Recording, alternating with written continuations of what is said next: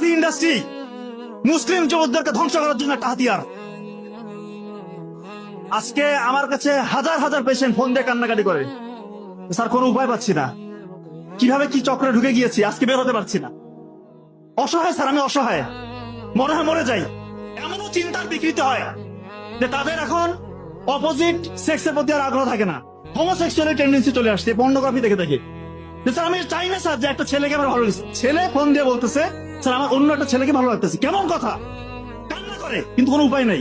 Sir আমার মতো ওই চিন্তাটাই আসতেছে না স্যার, আমি যে বিয়ে করবো ওই ওই মানে ওই টাকা যেটা আমার মধ্যে নাই, ওই আগ্রহটা আমি হারিয়ে ফেলেছি। স্যার আমি এরকম ছিলাম না, এই জন্য দয়া করে কেউ যদি এর আশেপাশে থাকেন দূরে থাকেন ভাই, ধ্বংস হয়ে যাবে। এমন গোপন গুনাহ এটা, এমন ভয়ঙ্কর ভয়ঙ্কর রোগ আপনার হবে যেটা বংশে আপনার হয় নাই কারো, এবং এমন রোগ আল্লাহ মাফ করে হতে পারে যেটা কাউকে শেয়ারও করতে পারবেন না। এই জন্য গোপন গুনাহ ছেড়ে দেন, আল্লাহ তাআলা খুশি হয়ে যাবে। আল্লাহকে রাজি খুশির জন্য গোপন গুনাহ ছেড়ে গোপন ইবাদত করেন, তাহাজ্জুদের সালাত আদায় করেন। যে স্বপ্ন আপনি দেখবেন সে স্বপ্ন ইনশাআল্লাহ বাস্তবে রূপান্তরিত করতে পারবেন।